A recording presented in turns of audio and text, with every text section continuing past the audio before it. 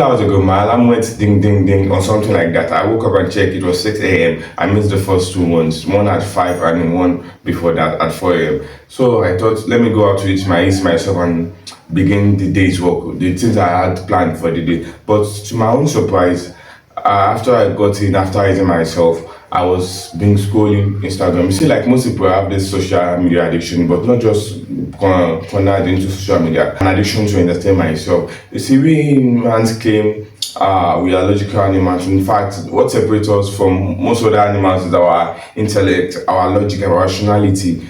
But it's not the one that makes decisions where things really matter. It's not the one fully in control. You see, I think behind the neocortex, which is like behind, just right behind your forehead here, beneath the skull, there's something. There's a part region of the brain responsible for emotions. I don't really remember that what they call it, but it's really what triggers us. You see, to do something, we usually mostly want to feel the need to do it.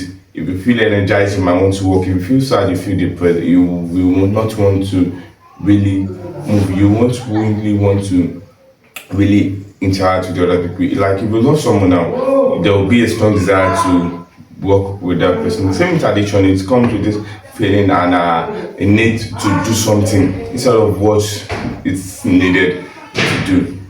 Instead of what you know is right. And that's what's hard. You know it's right, you know it's wrong, you know there are other things you're supposed to do, you know the things, you know the time, you know this thing you're doing at the moment in the long run will prove not worth it. You know it will only big negative results. You know it's not something you can't really control. You know you can control it, you know you can do the right thing, but for some reason these emotions tend to drag us down, and it's really hard to control and it's really hard to fight. But that's the problem. We try to fight our emotions, which is impossible. There will always be. You see, our emotions are like this. They are like at the driver's seat. They are like calling the shots, whether we like it or not. So the problem is like the thing is not to try to fight them because they are like at the top of the authority chain, but to like act in without regard to emotion, not at all scenarios, but when acting, doing is more important than feeling. At certain situations when your life is involved and when you want to do something to get yourself from a low like I am doing right now to somewhere high, to like change your circumstances, like it's necessary to act regardless of emotions. Like trying to pin down the emotion for later won't really do any favor. You have to feel the emotion. You have to recognize the emotion. You have to know what they are for. And that's one solution to you trace the emotion. But to me, tracing the emotion, asking yourself, why am I feeling this way? What's happened? What led to this? What led to this? What led to this? It's a little bit therapy, and I find it a little bit useless most of the time. You see, why do you need to fix yourself by going into the past and ruminating on what made you feel bad in the first place? It's like a cocaine addict wants you to get rid of his cocaine addiction, trying to sniff the cocaine and looking for the things that made him addictive to the cocaine by testing the cocaine again. You see, you're going back, and the human mind doesn't know the difference between reality and imagination. It's very, very similar. You get me?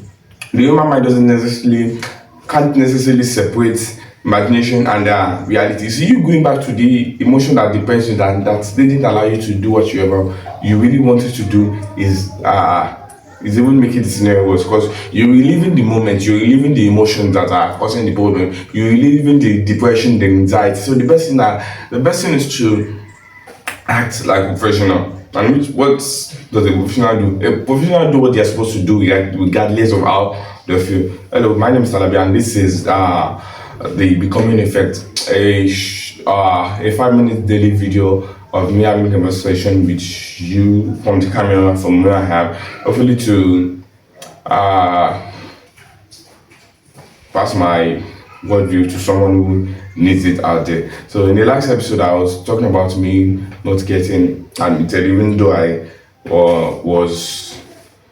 met the requirements and did a little bit more than that. But the thing is, I mentioned we're going to be calling the show the shift effect. But after a little bit of research, I figured out the shift effect had been taken. So we sticking to the becoming effect.